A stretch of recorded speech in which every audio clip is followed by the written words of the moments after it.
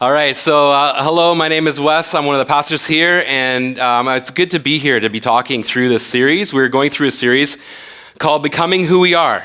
You've seen it in some of the imaging, you've seen it in the banners coming through the doors, and this has been a series that we've been going through that talks about 5 parts of discipleship, so following Jesus, that we call rhythms. And we believe that doing these rhythms will actually help us to follow Jesus more fully.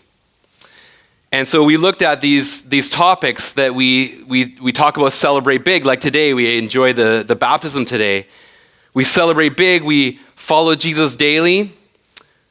We do community with a few. The last 2 weeks we've done has been serving one another.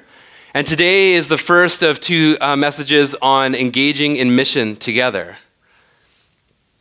So here's the tagline that I want us to really remember today, okay? So as Jesus followers, we are missionaries. Okay, I'm going to say it again. As Jesus followers, we are missionaries. Everywhere we go, we are missionaries. We don't need to go to a foreign country like Colombia, because we know that Colombia, there's a team of us that's there right now. We don't need to do foreign missions to be missionaries. We already are missionaries to Canada. Now, I want to start off with a story that helps us kind of get into the topic today. And this is going back to last summer when my family took our van across the country, all the way across Canada and all the way back. So we were in New Brunswick and we were at this tourist attraction called Magnetic Hill. And if you've heard of it, it's this natural phenomenon. You turn off your vehicle and it's this crazy thing that's going on. You can Google it if you want to know more. And as we were coming out of this tourist attraction, there's 6 of us in this van. We drive out onto the frontage road that leads us to the highway. And as we're about to drive on, I see a big truck and trailer come from my right and coming across. So I waited for the big truck and trailer to go forward, and then I pulled onto the road. Now, I didn't see this, but all of a sudden, I had to stop suddenly, and this is what I saw. I saw a little hot pink sports car with a blonde lady yelling out the window. Her purse dog that is in the back seat also had the window down, yipping at me, and she was emphatically telling me that I was number 1. So a lot of things go through your mind when you're a pastor and you know that you're in New Brunswick. People don't know that your van, they don't know your license plate, they don't know you're a pastor. And a lot of things started, and I wasn't quick enough to tell her that she also was number 1, just to make sure that's clear. But I did think through some of the things, like, how is this happening? This is injustice. She's being ungracious to me. Like, this was just a simple mistake. wasn't trying to cut her off. So, of course, when you go onto a street and someone is continually going on, you end up behind the person. And that made me a little nervous. But I'm wrestling through these thoughts of like, oh man, I can't believe this happened. And you know that feeling, maybe you've had that before, or it just sits with you. That feeling of like, I need to change that, but I can't. And as we were going behind this lady, our whole van started bursting out laughing because somebody in the van just said, "What?" And her license plate says, "Spoiled." And it was at that moment that we just all burst out laughing. We were talking about it forever. The whole chunk of my trip was talking about, do you remember Spoiled? And how funny that was and how ironic that was her license plate. You know, I don't know about you, but if you've come across similar situations, but where you have to contemplate how you respond to people, whether it's good or bad. You have to think through your reputation. You have to think through your influence as a Jesus follower. Maybe you've had that before. I think in our day-to-day, our vacations, our recreation, our workplace, we need to be thinking about everywhere how we are representatives of Jesus for those who follow Jesus. That we are missionaries. Everywhere we go, we are missionaries. Even if it's across the country and back, we are still missionaries. We are examples to others of what it is like to follow Jesus. Well, that can sometimes scare us, doesn't it? That who we are, people should know how to live through how we conduct ourselves. How we live, how we speak, how we respond. In fact, for me, I don't know about you, but I'm not always thinking about being a missionary. I don't always think about my influence, my example to others as I'm living my life. If they don't know me personally, I know that they don't know that I'm a Christian. As I go to the store, as I walk in the park, as I drive down the road, everywhere I go, it's something I can't just take on and off as I go along. I can't say, I'm not going to be a Jesus follower, I'm going to take it off. I'm going to put it back on when I come to church. It's not like that. It's all the time. So how should we act towards outsiders? If there's this tension, and we know this tension, we feel this tension, how should we act towards people that are outside the church? Well, thankfully, the Bible does tell us about this. So if you want to turn into Colossians chapter 4, verses 5 and 6, if you want to pull that up on your phone, or I'm going to read this for you now. And this is a passage that has really impacted me over the last little while. As we look at being missionaries and as we look at engaging in mission together. So Colossians chapter 4 says this, verse 5, be wise in the way you act towards outsiders. Make the most of every opportunity.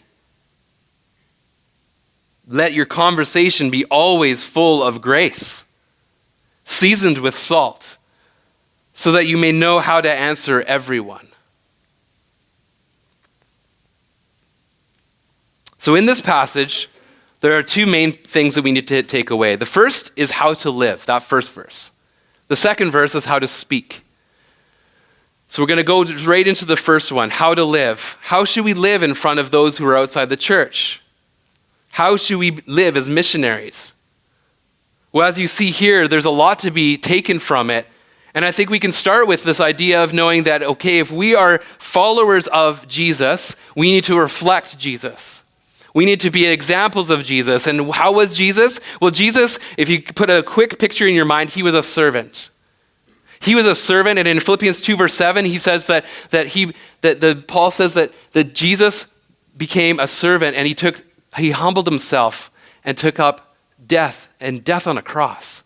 He made himself nothing so that he could serve. You know, that's a great example. That's a perfect example, and I know the tension of feeling the way you do, and I don't know if I'm always like that. So we need to be wise, as this passage in Colossians says. We need to be wise in the way we act towards outsiders. I think we have to be wise because being a servant isn't natural for us, is it? I think often we think what's best for us, or we kind of go along our day and don't think about anybody else. We don't think about serving. We don't think about being a missionary. So we just go on our day and we don't think about these things. But this passage says to be wise. Well, what does wise look like?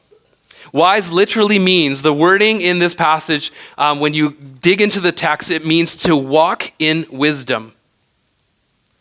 This passage is saying that as you are walking, be wise. So as you're going about your day, and this is similar language that we see in the Great Commission, isn't it? The Great Commission is Matthew 28 that says, go and make disciples of all nations. That word go is actually, as you are going, make disciples of all nations. So now we have this idea of we are wise, we are going, and that we're going in our daily lives. We're just doing life the way we should, but this is how we are supposed to be. We are supposed to be wise. So if we are to walk in wisdom like Jesus. We can be wise, but not only at that, if we are wise, we have to be thinking about the example and to help there be no room for outsiders to criticize or gossip about our behavior. That's a high calling, isn't it? This is the level, this is the bar that we're looking at and saying, oh, we have to live to this stuff if we want to follow Jesus. But you and I both know that being wise is hard, isn't it? All the time wise? I mean, we can be wise sometimes, but to be wise all the time? How can we be really wise all the time?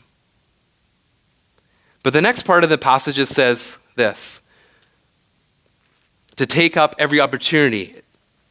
So what does it look like to make the most of every opportunity? In this passage, it's using this analogy, this wording is being used. It's really critical, is that if we're making the most of every opportunity, there's a sense of urgency to it. There's not just a make the most of, an opportunity just came to me, I'll nonchalantly just do whatever I think I need to do. This is a sense of urgency. And so the wording really used is this idea of buying up or buying out or snapping it up like it's a commodity, like it's something you need to grasp, that you can't help but just go for. Where we are to live like we have seen a good deal so that we just can't pass it up. I know we felt that before, because I know that some of us here cannot pass up a good deal, can you? You just see some advertisement or you see something and you just think, I just have to have that. And that same urgency, that same feeling that you get should be the way that we make the most of every opportunity with those who are outside the church. One of my friends a number of years ago talked to me about how he would go every week before he went to the grocery store, he would go through his coupon books and his newspapers and his websites and everything he possibly can, and he based his whole life on getting the good deal for his groceries. So he would continually, spend his time making sure he would save tens of dollars, probably, I don't know, maybe more, but he would save lots and lots of money. But the idea is that his whole mindset was built upon this urgency of, I gotta get the right deal for this.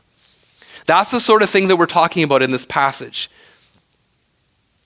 You see, if we identify, are patient, are waiting, and watching for those who are close to committing their lives to Jesus, I think this passage in Colossians is telling us that we need to snatch it up. The opportunity to get on it, to move the conversation that you could be having with somebody along so that they have the opportunity to follow Jesus.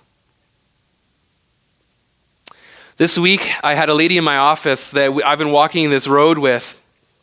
And I was talking with her, and as I was talking with her, she started explaining to me, because I had emailed her, and I said, hey, this is how you become a Jesus follower. And I wrote out some things that she needs to pray through, and she had started to do this. And I said, okay, so what's the problem? And she says, well, I just don't want to put both feet in to following Jesus. I was like, okay. So in my head, I'm thinking, okay, so I can visualize this. So she's on a road and there's some roadblocks. You know those wooden roadblocks? You can imagine like people put up a roadblock in front of a road. And so I said, well, what is the problem? And she shared one of the problems. And I said, okay. So I answered what it was. And she said, okay, I feel better about that. So I took the roadblock and I laid it down. And I said, well, what else do you have? And I said, okay. She's like, how about this? And so I answered that question and I said, okay, here's another roadblock. And I continued to take down these roadblocks for her because I knew that there's something stopping her from following Jesus. At the end of taking down all those roadblocks, and I was visualizing this as I was talking with her, I said, now what do you do? What's next? At that point, she said, well, I think the answer is I have to step out in faith, isn't it? I said, exactly. You just need to step out in faith. That's all that's left. And that's hard, isn't it? And she said, absolutely, that's hard. And as we continued to massage the conversation and help her to see where she was at, she said, you know what? I really think that I'm ready. I'm ready to do this. And it was that time, this past week, this lady decided, I'm in with both feet. I've decided to follow Jesus. And so we prayed in my office just upstairs. It was awesome. But making the most of every opportunity is not backing down from something that is so critical to someone's life. To help them to come to know Jesus and to follow Jesus in a greater way. We have the best person in the world to offer people, don't we? Jesus. He is the one that changes everything. How do we treat the urgency of him and his call and his cause? Do we treat him with that same urgency that we talked about earlier? So the first thing that we talked about in this passage is how do we live? It all starts with being wise, remembering our witness, and making the most of every opportunity. But there is a second part to this passage, and that is how to speak. So how do we talk as a missionary here in our city?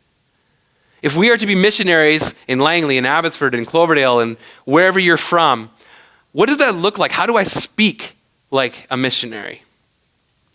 Well, in verse 6 it says, Let your conversation be always full of grace, seasoned with salt, so that you may know how to answer everyone. This is how we should speak. That every conversation should be intentional with those who are not believers in Jesus. That if someone doesn't follow Jesus, that every single opportunity, every conversation is an opportunity. Let me ask you this. Collectively, what comes out of our mouths when we speak? Does it match this idea of every conversation being filled with grace? Does it prove our reputation as worthy? Does it validate our witness? What daily comes out of our mouths? Could outsiders of the church accuse us of always being gracious? Could they say, yes, that person that's in the church, they're always gracious, aren't they? Because I know for me, I know that struggle, and I know there's been times when I've been rightly accused of not being gracious enough in my conversations. I share the story about that lady in my office, but that's not always the case. There are times when I've backed down, and I haven't been gracious, and I haven't taken the opportunity. The thing I was reflecting on this week as I was preparing was this. What comes out of your mouth was in your mind. What comes out of your mouth was first in your mind, and it also does something else. It reflects what's inside your heart. So if the way you're speaking is the way that what you think about, then it's going to continue to come out of you. Because not only is it in your mind, but it's in your heart, and that's the values that you have for life. Whatever you value in life, whatever is important to your life. If Jesus is important, then Jesus will come out. If Jesus is not important, Jesus will not come out of your life. So back to the passage. Grace here means that we need to be gracious with people. We need to be kind. We need to be pleasant. But it's more than that. When we see that we are to always be full of grace, this word grace is for us to represent how we've received grace and how that has changed everything in our lives. That the grace of Jesus has made everything different. And that should fuel from our hearts and up out of our mouths to every conversation. If we lead with grace, we will be wise and make the most of every opportunity. Maybe you don't always feel like you lead with speaking grace. I hear you. I'm not always gracious. But if you think about it this way, where do we start from there? I think we need to retrain our speech. Retraining speech is hard. If you've ever tried to stop swearing, if you've ever tried to stop coarse joking, if you ever try to do those things, I know what it was like to be a non-Christian person and deciding, I'm going to live for Jesus now. That's a bunch of things that have to change. You need to retrain it. You got to think about it like a muscle. Now, I'm in the process of rehabilitating my shoulder. And when my physiotherapist told me what my shoulder was like it was paper thin because I was not using my shoulder because I was worried all the time of it falling out. But over time, over this past year, I've been building up the muscle. I've been working at it. I've been training myself to be able to use my shoulder again. Just like that in our speech, we need to remember that maybe our muscles are just that muscle right over top is just paper thin. And it needs to be built up. It needs to be strengthened so that everything holds together.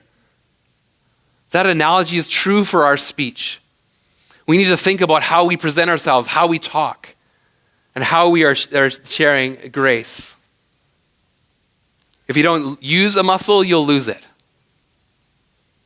And we don't want to lose it, do we? So going back to the passage, why did this writer talk about salt?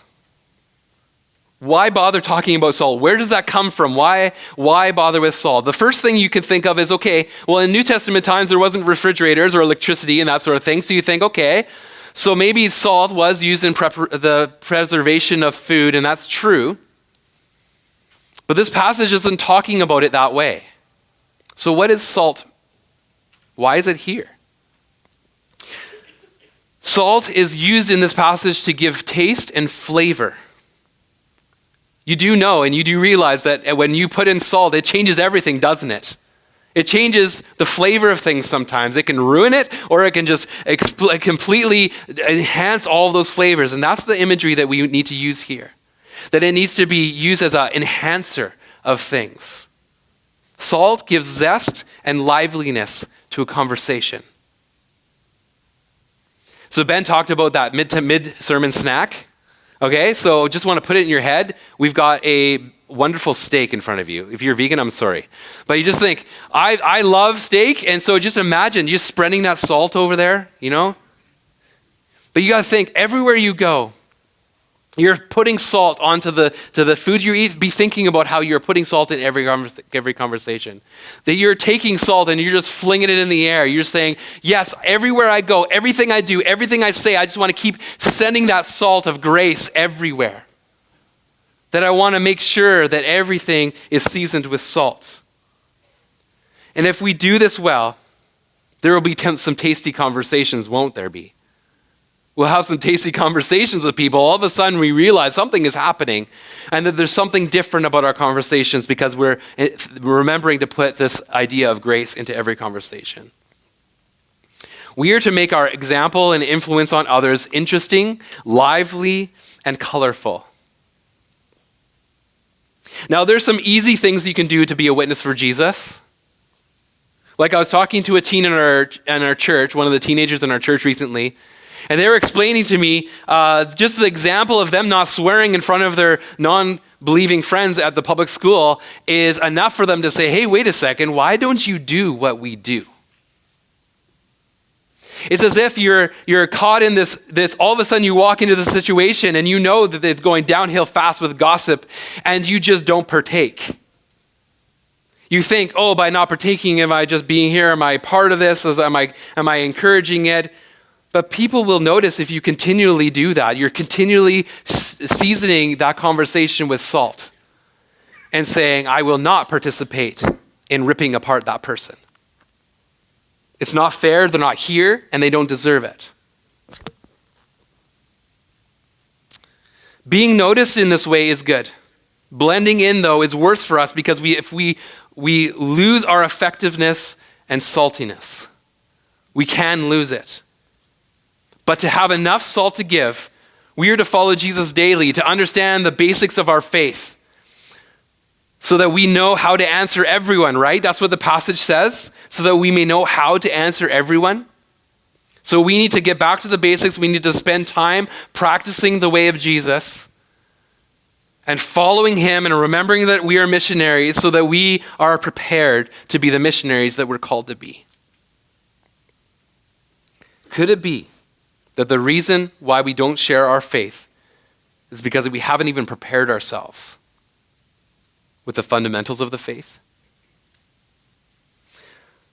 The verse that was read earlier by Ben says this. This is 1 Peter 3:15. Always be prepared to give an answer to everyone who asks you to give the reason for the hope that you have.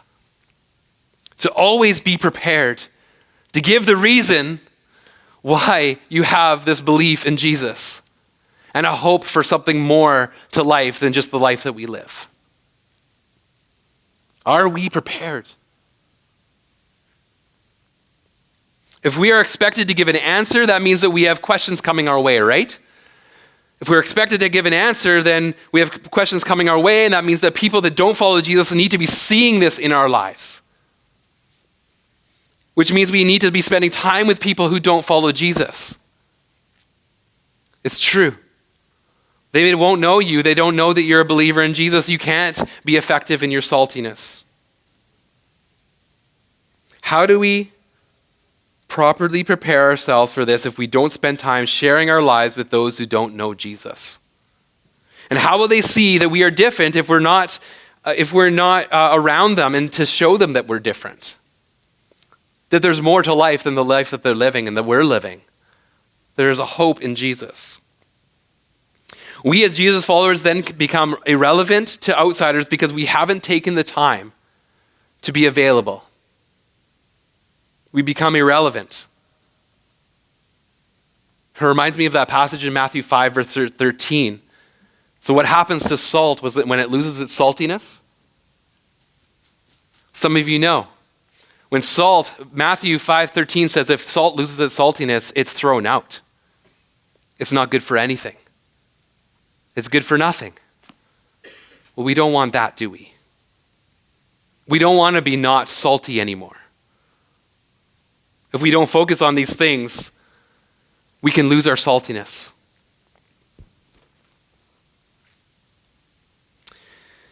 Well, I've got a couple of key questions that I want us to really focus on now. And the first one is this. When was the last time you realized that you salted a conversation? When was the last time that you thought, oh, hey, I just salted a conversation? When was that last time? For some of you, you maybe don't even realize that you're doing it, and it's awesome. You're just always doing this, and you realize the fruit of it later, and you think, oh man, I was doing it, and I was salting, and I was influencing, and being a missionary for Jesus. Some of you need a vehicle to make that happen, and for me, in my job here, one of the things that I have the joy of being part of is the Connect card. So when we take out the Connect card, and you fill it out as a new person here at SouthRidge, and you hand that in, I respond to that, and some of the things that come about in that is that people ask about baptism, like we saw today. People ask about being community with a few. My favorite ones are the ones that say, I am interested in starting a relationship with Jesus. So I use that opportunity to make the most of every opportunity and to season that conversation with salt and to start that email back and forth. And sometimes that ends up with us meeting in person. Now, I'm not saying that everybody has to have a Connect card system at their house, although that would make a really amazing impression on them if you had someone over to your house and then you handed them a $5 gift card to Tim Hortons or Starbucks. That might make an impression.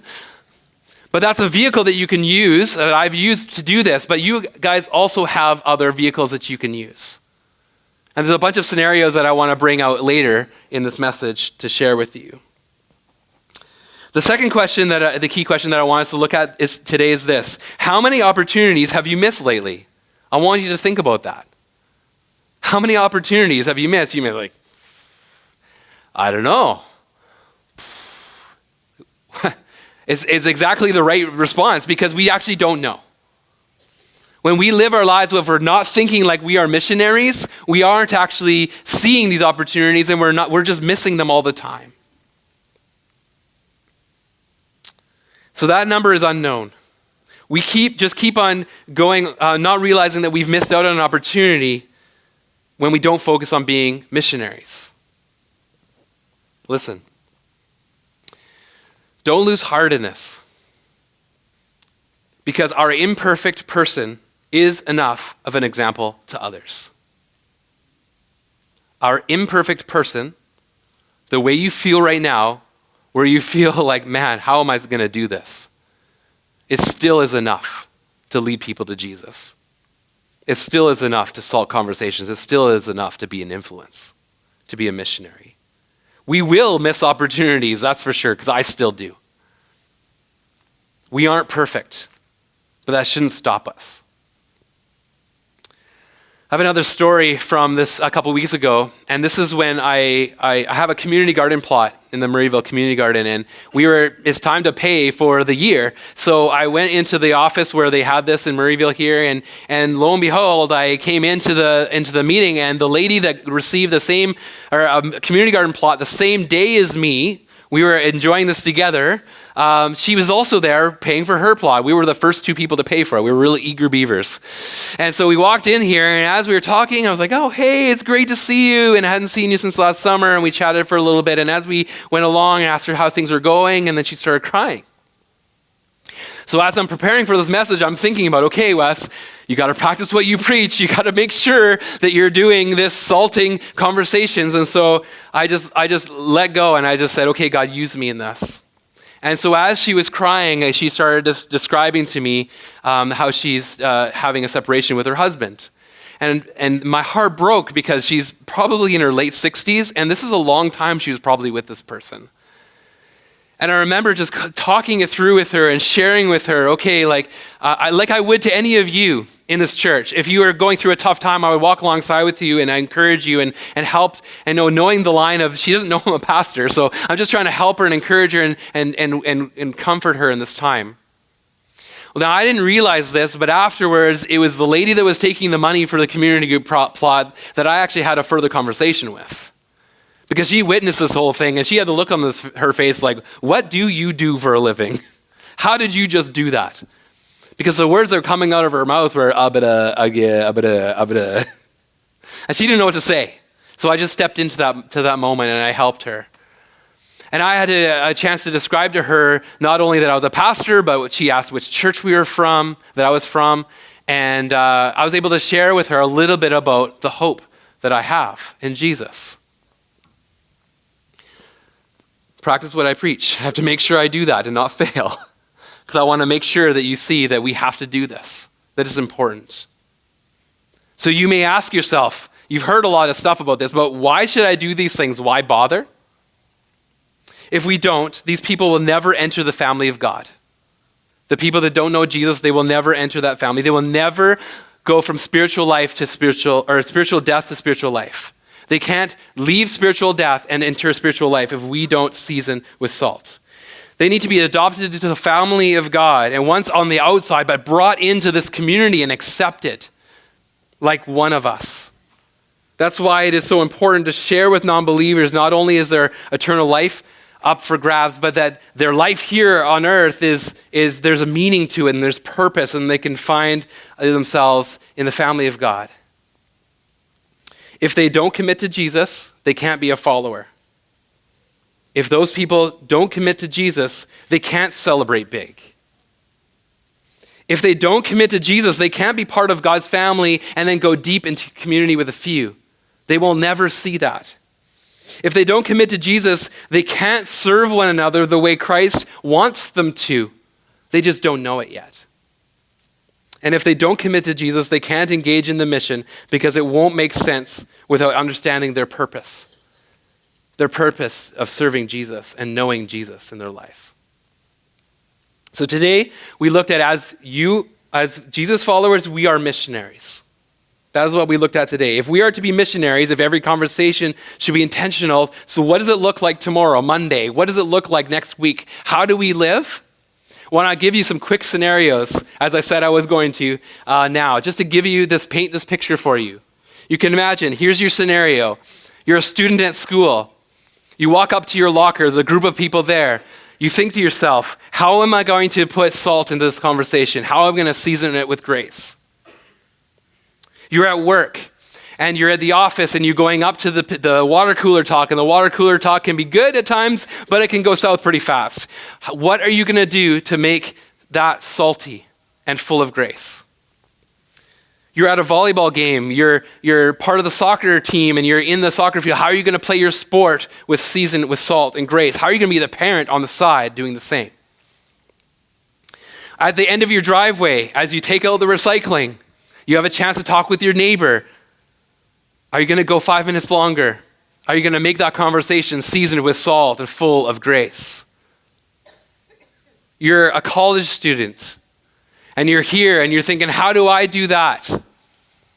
You've got a group project, and you know that you have the group project to do, but you know you go into other things. You're talking about other things that you're doing and other things that you're watching and all that stuff. How are you going to season that conversation with salt and season it with the grace of Jesus? And how are you going to make the difference? Now that you have some visuals of some scenarios, I want you to think through these 3 types of people that I've got for you. You can be any one of these 3 to act out the message. You got this? You ready? The first one is to be a bargain hunter. So that could be you. Coming off of this message, you'd be like, yes, I'm going to be a bargain hunter. I'm going to love Jesus more and let that passion for Jesus fuel me to look eagerly for opportunities to bring others to Jesus. I'm going to snatch that up. I'm going to be a bargain hunter. I think sometimes what stops us in this is that we don't maybe understand that Jesus is everything to that person. That maybe we don't we struggle with whether or not we really do care about their eternal state. And maybe we don't realize that we need to care for Jesus and his cause more. And maybe that's what's stopping us. But maybe you need to be a bargain hunter. The second type of person is maybe you need to be a salt shaker. And maybe that's your next challenge. You just think, okay, well, maybe I'm not a bargain hunter. I'm not that eager beaver. But what I can do is every conversation, I'll just be like, I'm gonna just be like, what would Jesus do in this situation? How would I turn this to be gracious? How would I be fueled with the grace that Jesus is in it and just start spreading salt everywhere? Everywhere I go, everywhere, the grocery store, everywhere I go. How am I going to do that? And you think that through and you'll be a salt shaker. And the last one is to be a berry picker. And you might be thinking, where does berries get into this salt and stuff? But trust me on this. If you see the fruit, low-hanging fruit that you just think, man, that's so ripe, and someone is so close to following Jesus, they're like, yeah, I just love to this church, or I'm just interested in God, or I am just interested. What do you do at your church? You go to church on Sunday, what do you do? And they start asking questions. That means that fruit is ready to go. And you need to pick that fruit as soon as it's ripe and to help move that conversation along to giving that person an opportunity to follow Jesus, because we are all missionaries. My little neighbor Liam is the funniest little kid, because every time my strawberries every year get ripe, you know that really red, ripe feeling where you're like, oh, it's almost ready. I'm going to wait another day. Before I get to it, every single time he goes and grabs it and eats it. I think we need to have that urgency where we see the ripe fruit and we just think, before that guy even gets to it, I just got to go for it, because I know that Jesus is important to them, and I need to grab that fruit and I need to offer that to Jesus because it's rightfully his. And to say, here you go, Jesus, I help this person follow you for the first time. That urgency, making the most of every opportunity. As Jesus followers, we are missionaries, and we need to be actively influencing everyone, don't we? Everybody. Especially those on the outside. You are already the missionary. Live and speak what we looked at today. Let's together live that reality for our lives. Let's bow in prayer together. So Father God, we pray that you will show us the areas in our lives where we have not surrendered to you. And show us where we have not taken up opportunities and seasoned our conversations with salt. As you show us this, may it be a reminder for the opportunities to come that we can all live as missionaries or ambassadors to your kingdom with those who don't know you. We ask you to prompt us through the power of your Holy Spirit to see where you are working, that we may join you in that work. And once identified, please, Lord, give us the courage to speak boldly, to speak graciously, and may we see many lives right in front of our eyes be transformed by the gospel of Jesus Christ. May it also ignite our faith that we should share it more and more with every day we age. May we ask you these things boldly because of the work that Jesus has done, giving us access to the throne room. May you be lifted higher than anyone or anything, and may your kingdom rule on earth as it is in heaven. And it is through Jesus' name we pray. Amen.